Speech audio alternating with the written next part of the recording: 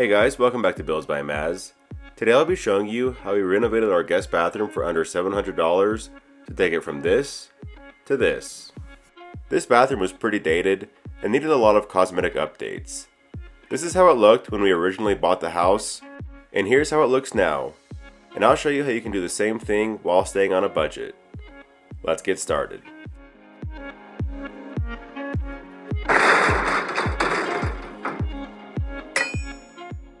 The first thing I did is remove this builder grade mirror.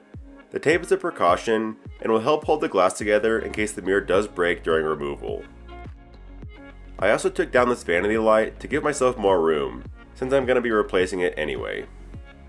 This mirror was glued on, so I used some shims hammered through the top to help give it separation and allow it to pull away from the wall.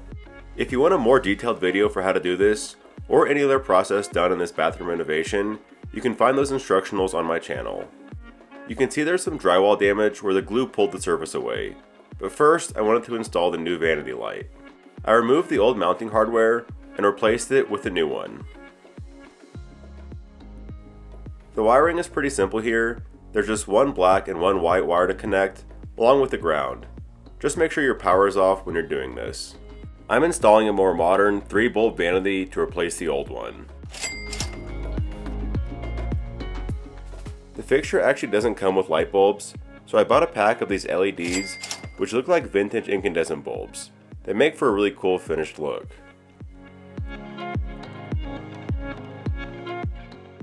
To fix the drywall, I started by using some of this shellac-based primer.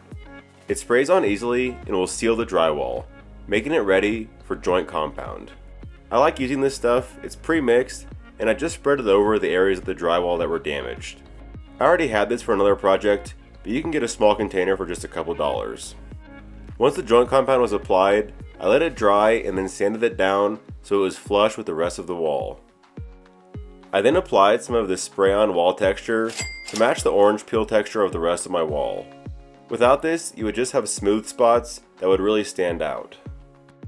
While that was drying, I drilled a couple holes in the wall and installed drywall anchors. These will be supporting the new mirror. Anytime you're hanging something and you're not able to utilize the wall studs, it's important to use these anchors to get a good hold. With the wall texture dried, I went back and painted over everything and it blended in really well. Finally, I could hang the new mirror, which made a big difference on its own. You might notice the countertop is already redone here, and I'll get to that part now. So instead of replacing this countertop, we decided to just refinish it. This is one of the ways we were really able to save a lot of money on this bathroom remodel. What I'm doing here is using Bondo to fill in all the gaps between these backsplash tiles. My goal is to make this look like one solid piece rather than a bunch of individual tiles, so filling in the gaps will make it look more smooth overall. Once the Bondo was cured, I sanded it down so it was all flat and flush. For the surface, I'm using a white marble epoxy countertop kit by Gianni. I'll have a link to this and every other product used in this video down below in the video description. This first layer is basically just white paint. I use an angled foam brush to get all the corners and edges before coming back with a foam roller to apply it to the rest of the countertop. We actually use the same product on our kitchen counters and really like the results. If you want a fully detailed instructional for how to use this, you can find a video in the top right or on my channel. It's really important to use at least 2 coats of this white base paint. That way you have full coverage and a good uniform color. I forgot to film myself making these marble veins, but again, you can find that in my other video. Then I applied a layer of the epoxy over the surface and spread it out with a brush as well as with a foam roller. This full kit cost $170 and comes with 3 cans of epoxy. I only needed 1 can for this small countertop and was able to use the rest for another project. So let's call this cost $57. This epoxy is self-leveling, so the main thing is to make sure you have full coverage and then let it cure for a few days. I also replaced all the bathroom hardware, starting with this towel ring that was hanging right next to the toilet. All the new hardware is matte black and it was pretty cheap on Amazon. Installation is pretty straightforward. I attached a support plate using a couple of screws driven into anchor bolts, and then attached the actual ring using an Allen wrench to tighten a hidden screw underneath. I also got some black handles to add to the vanity drawers and cabinets. I use this Craig jig made for cabinet handles, which makes the whole process a lot easier. It helps align your drill holes so it's perfectly matched up with your handles. Adding these black handles was really easy, and I think it was a good way to help give this vanity a more modern look. But that pretty much sums up all the changes done for this vanity area, and I also added a new toilet paper holder. With that, we can move on to the shower.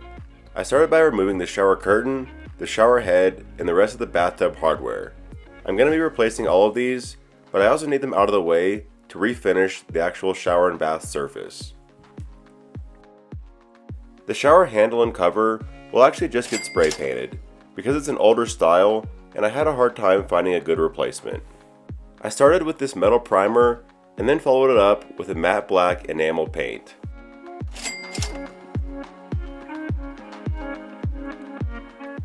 I gave all this hardware 2 thin coats and then followed it up with some clear protective enamel.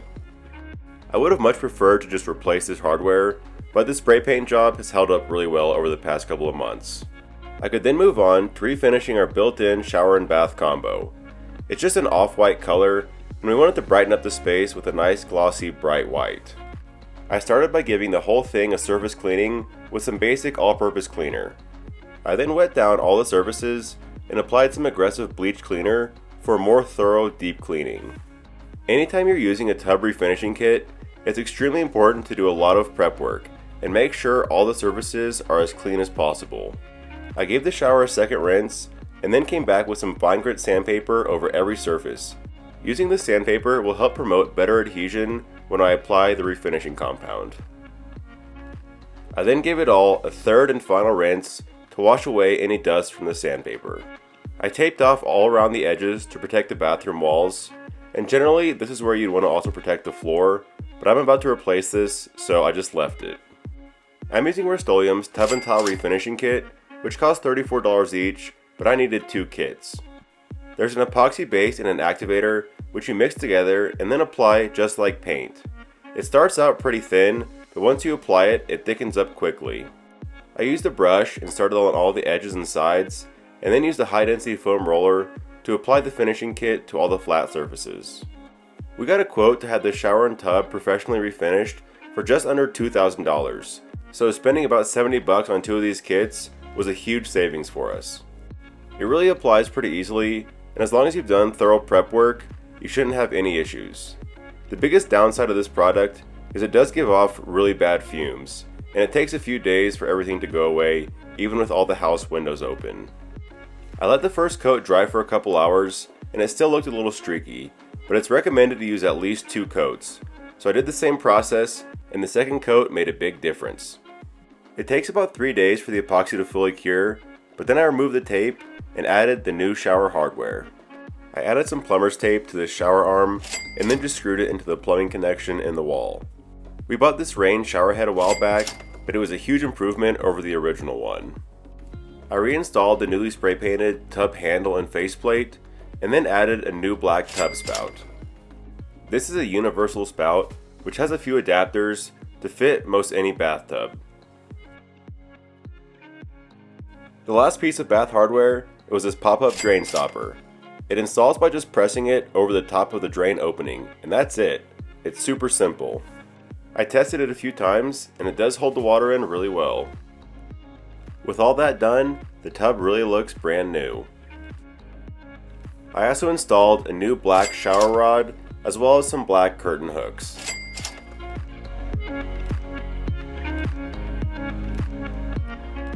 I also removed this old towel bar and replaced it with a set of 3 towel hooks.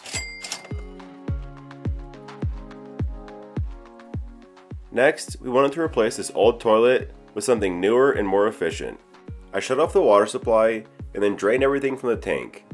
I think it's easiest to remove the toilet in 2 pieces, so I removed the upper tank before unscrewing the lower closet bolts and then removing the toilet bowl. I cleaned up the wax ring, and before installing the new toilet, I need to put new flooring in. This bathroom had old linoleum, and it just made the whole space feel really cheap. I'm also going to put newer, larger baseboards in, so I started by prying all these old ones off the wall. I also temporarily removed this quarter round trim from the bottom of the vanity, and I'll be reinstalling it later. Lastly, I needed to remove this floor vent. With that done, I could basically score and pull up this old linoleum. With that out of the way, I thoroughly cleaned the subfloor, making sure I had a good surface to apply the new flooring to. I'm installing Flooret LVP. I've used this stuff throughout my entire house, and we've been so happy with it. This is also a great option for bathrooms because it's 100% waterproof, so you don't have to worry about any spills or water damage. Installation is also really easy. You just take the measurement of the width you need, and then you can score and snap these boards to size. So you don't need any special tools, and there's no mess. With a small bathroom like this, I was also able to make progress really quickly, and I did this whole thing in just a couple hours. There were only a couple of tricky parts. The first was cutting around the floor vent, but I just took a few measurements and used my jigsaw to cut out what I needed. And here you can see it fits great.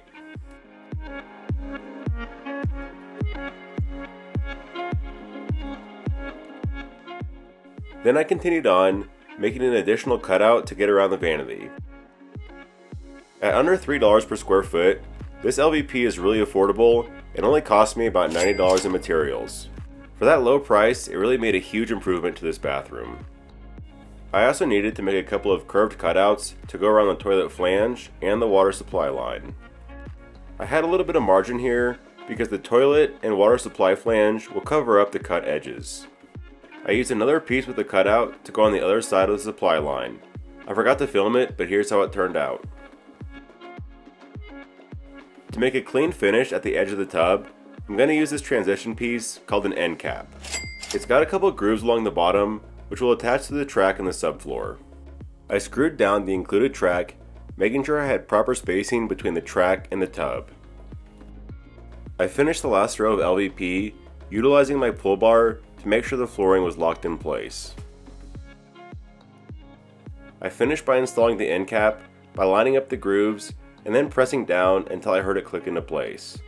I also walked along it to make sure it was a really good connection. This really is the best way to finish your flooring before your tub or shower.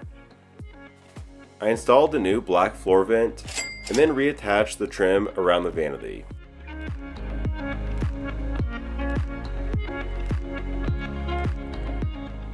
I then installed the new baseboards everywhere. I added a bead of caulk all along the top edges to give the baseboards a professional finish. I did the same thing between the end cap and the tub to make this gap watertight.